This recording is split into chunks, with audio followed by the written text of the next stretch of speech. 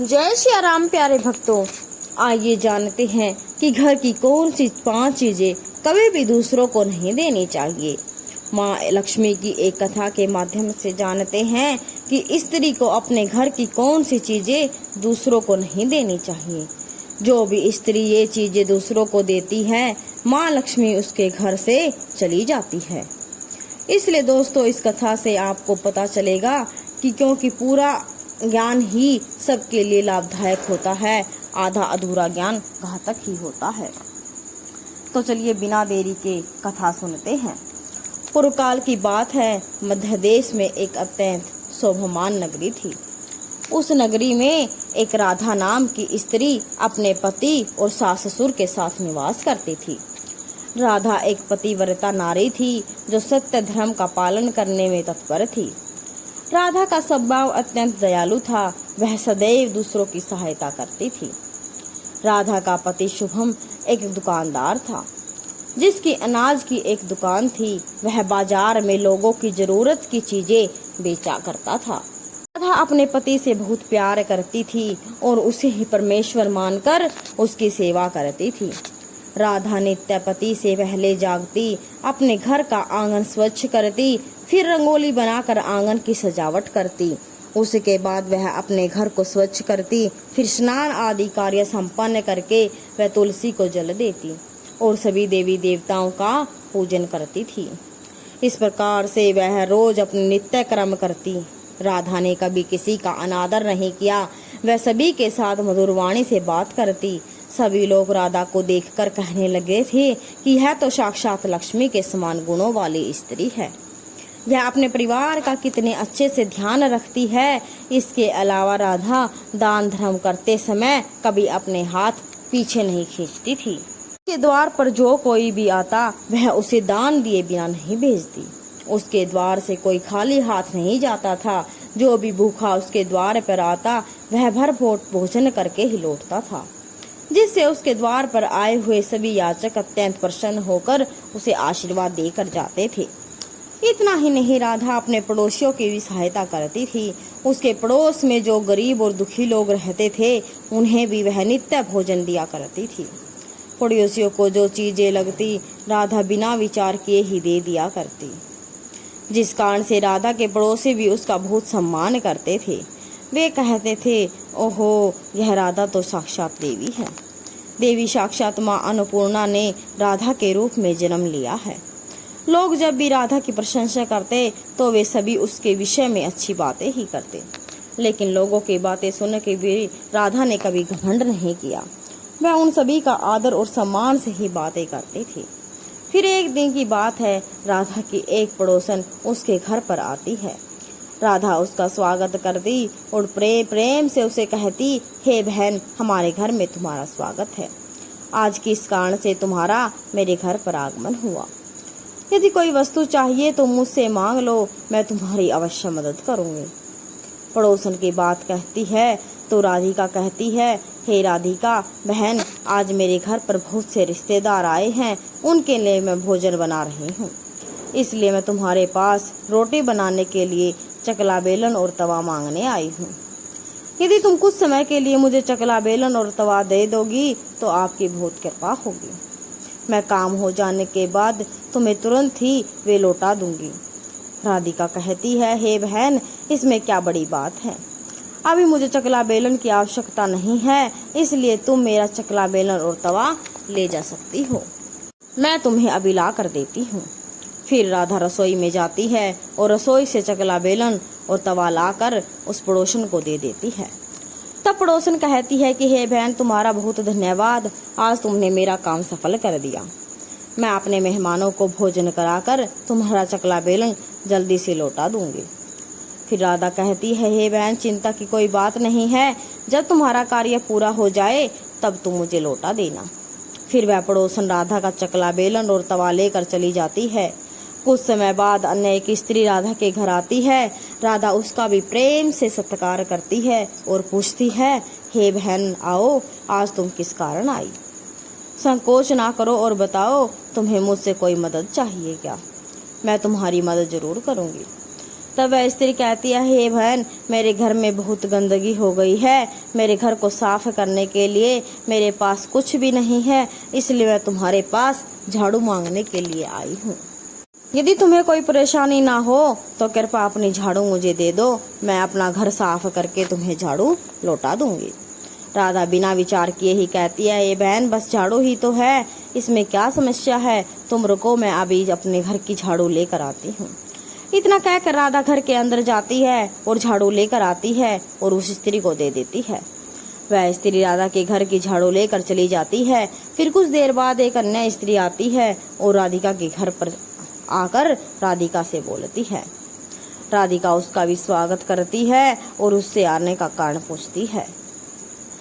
फिर वह स्त्री कहती है कि बहन, मुझे तुमसे एक सहायता चाहिए। मैंने तुम्हारे बारे में सुना है तुम सबकी मदद करती हो, इसलिए मैं तुम्हारे पास एक छोटी सी मदद के लिए आई हूँ।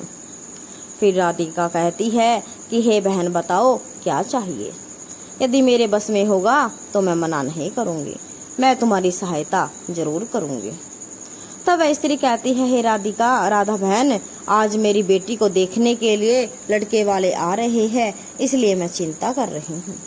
मेरे पास पहनने के लिए एक भी गहना नहीं है, तो मैं अपनी बेटी को क्या दूं? उसके पास पहनने के लिए अच्छे वस्त्र भी नहीं है, इसलिए कृपा करके मुझे आप थोड़े गहने और कपड़े उधार दे दीजिए, केवल एक दिन की ही बात है।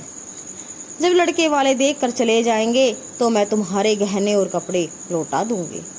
उस पड़ोसन की बात सुनकर राधा कहती है, बस इसी बात है बहन, इसी बात की तुम चिंता कर रही हो। तुम्हारी पुत्री मेरी छोटी बहन के जैसी है, उसकी सहायता मैं अवश्य करूंगी।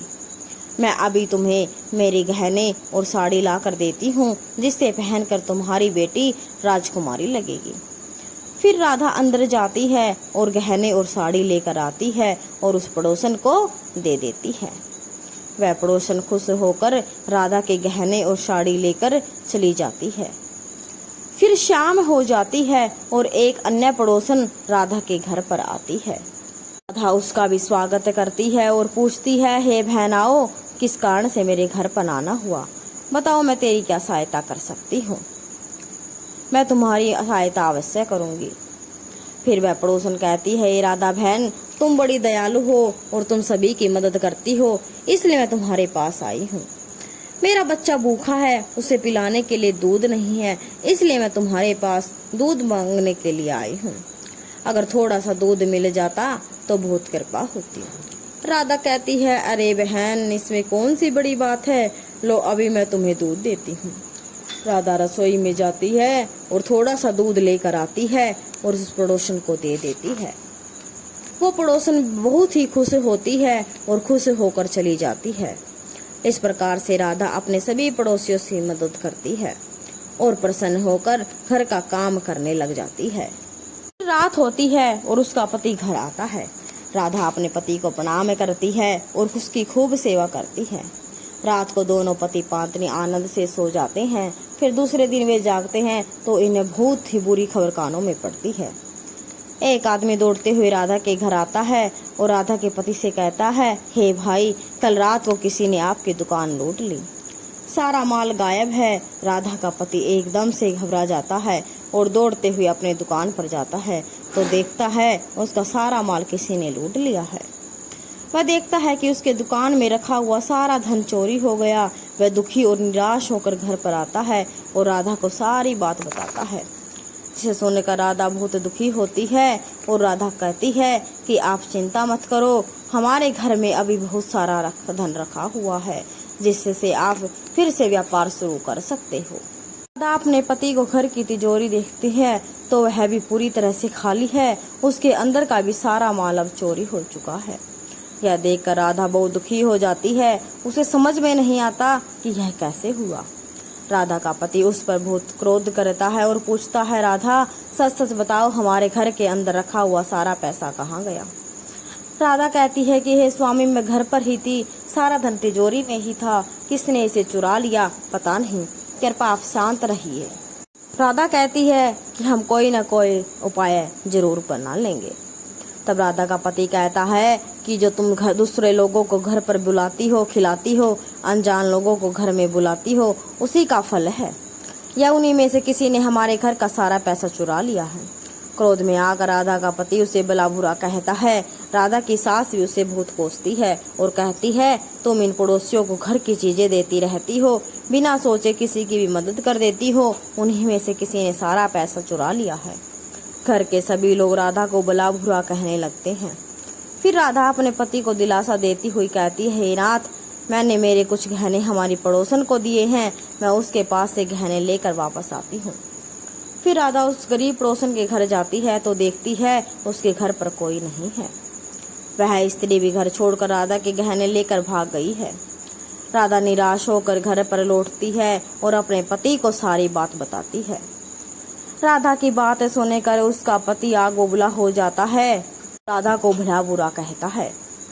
राधा का पति कहता है, राधा तुम बहुत मूर्ख हो, तुम्हारे ही कारण हमारा सारा धन वैभव चला गया। तुम्हारे दान देने की आदत के कारण ही हमारे ऊपर यह मुसीबत आन पड़ी। अब तू इस घर में नहीं रह सकती, तो अभी क्षण इस घर को छोड़कर चली जा। राधा कहती है, हे नाथ, आपके सिवा मेरा इस दुनिया में कोई नहीं है, मैं आपको छोड़कर कहाँ जाऊँ। राधा का पति कहता है, तू कहीं पर भी जा, लेकिन अब इस घर में तू मत रह। तेरे ही कारण मेरा सब कुछ बर्बाद हो गया। तू इस घर में रहेगी तो बचा खुचा भी सब नष्ट कर देगी। राधिका अपने पति को हाथ जोड़कर विनती करती है कि हे स्वामी, ऐसा ना कहिए, मैंने कोई अपराध नहीं किया, आपके बगैर मैं जीवित नहीं रह सकती।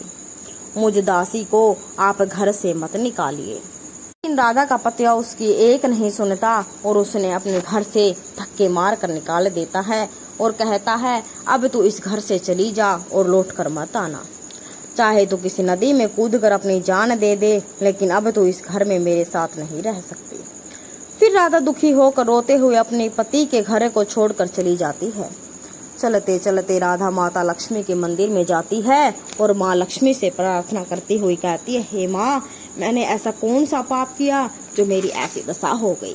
हे माँ लक्ष्मी, मैं तो रोज आपकी पूजा करती थी, फिर भी आपने मेरा घर क्यों छोड़ा। कृपा मुझे बताओ माँ, मैंने ऐसा कौन सा अपराध किया जो आप मुझसे रूठ गई। फिर राधा वहीं बैठकर सोचने लगती है, यदि मेरा पति मेरा स्वीकार नहीं करेंगे तो मैं जीवित रहकर क्या करूं। यदि मेरे ही कारण मेरे पति की दुर्दशा हुई है तो मुझे जीवित रहने का अधिकार नहीं है। वह इतना सोचकर राधा अपने प्राण देने के लिए नदी की तरफ जाने लगती है। नदी के पास जाकर राधा माता लक्ष्मी से प्रार्थना करती है, हे माँ लक्ष्मी, अब मैं अपने प्राण देने जा रही हूँ। यदि मेरे द्वारा तुम्हारी पूजा में कोई कमी रह गई हो तो मुझे माफ करो। मैं अपने पति के बिना जीवित नहीं रह सकती, इसलिए अब मैं इस नदी में कूदकर अपने प्राण दे रही हूँ। इतना कहकर राधा नदी में कूदने ही वाली है कि साक्षात माँ लक्ष्मी उस स्थान पर प्रकट होती है। माँ लक्ष्मी राधा से कहती है, रुक जाओ राधा, रुक जाओ पुत्री, तुम यह क्या कर रही हो। राधा आंखें खोलकर देखती है कि साक्षात माँ लक्ष्मी उसके सामने खड़ी है। माँ लक्ष्मी के दर्शन करके राधा बहुत प्रसन्न हो जाती है और माँ को बारंबार नमस्कार करते हुए कहती है, हे माँ लक्ष्मी, मुझे क्षमा करो, मैं बहुत बड़े पाप करने जा रही थी। देवी लक्ष्मी कहती है, हे राधा, मनुष्य को स्वयं अपने प्राण नहीं लेने चाहिए, यह महापाप है। ईश्वर ने जो शरीर प्रदान किया है उसे ऐसे नष्ट नहीं करना चाहिए।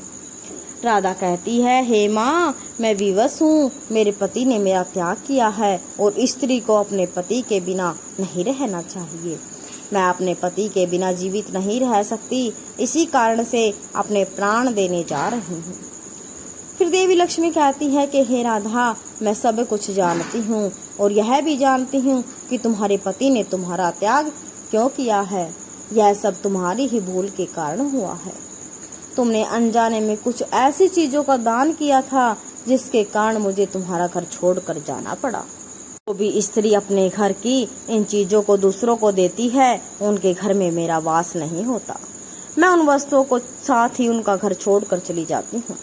तब राधा कहती है कि हे माँ, ऐसी कौन सी चीजें हैं जिनके साथ आप चली जाती है, मुझे वो बताइए। मैंने कौन सी वस्तु का दान किया जिसके कारण आपने मेरे घर का त्याग कर दिया। फिर देवी माँ लक्ष्मी कहती है, हे पुत्री, तुम ध्यान से सुनो, मैं तुम्हें उन चीजों के बारे में बताती हूँ जो किसी भी स्त्री को दूसरों को नहीं देनी चाहिए। इन चीजों का दान करने पर मैं उस घर को छोड़कर चली जाती हूँ। हे राधा, सबसे पहले वस्तु है चकला, बेलन और तवा। किसी भी स्त्री को अपने घर का चकला, बेलन और तवा कभी दूसरों को नहीं देना चाहिए। रसोई घर में इन वस्तुओं का महत्व सबसे अधिक होता है। इन वस्तुओं की पवित्रता हमेशा बनी रहनी चाहिए। इन वस्तुओं से सदैव भगवान विष्णु का प्रसाद बनाया जाता है और तवे पर बनी पहली रोटी गाय को खिलाई जाती है। इसलिए इन वस्तुओं को हमेशा स्वच्छ और शुद्ध रखना चाहिए। दूसरों को देने पर यह अपवित्र हो सकती हैं, फिर इनका उपयोग करना अशुभ फल प्रदान करता है। इसलिए राधा, तुमने पहले अपने रसोई के घर के चकला, बेलन और तवा अपनी पड़ोसन को देकर पहली सबसे बड़ी भूल की। फिर माँ लक्ष्मी कहती है, हे राधा, अब तुम दूसरी वस्तु के विषय में सुनो। तुमने अपने पड़ोसन को अपने घर में रखी हुई झाड़ू ही दे दी, जिस वस्तु में सदैव ही मेरा वास होता है।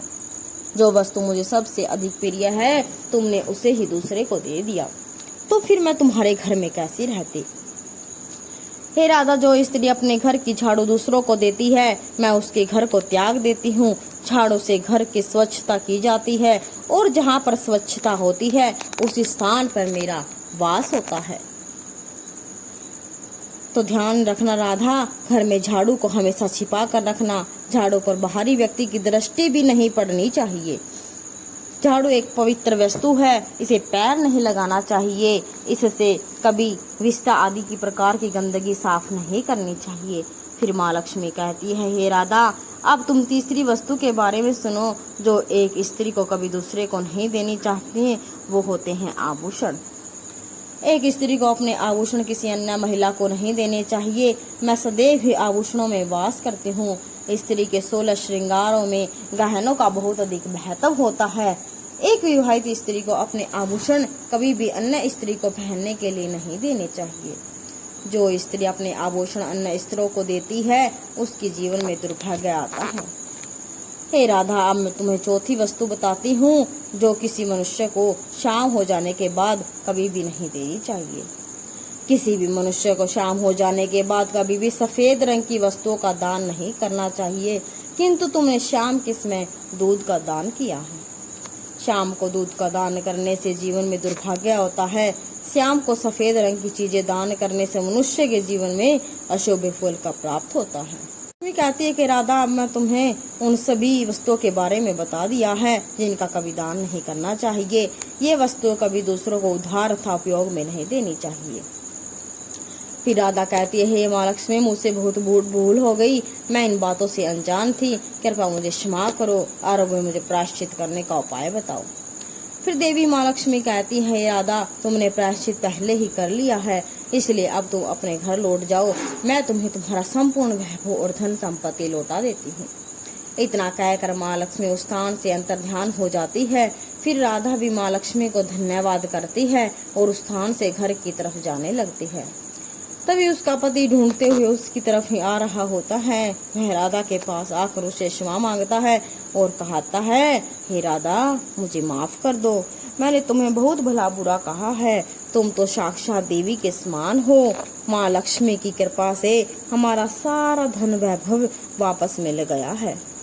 जिन लोगों ने हमारा धन लूटा था, उन सभी ने हमारा धन हमें वापस दे दिया है।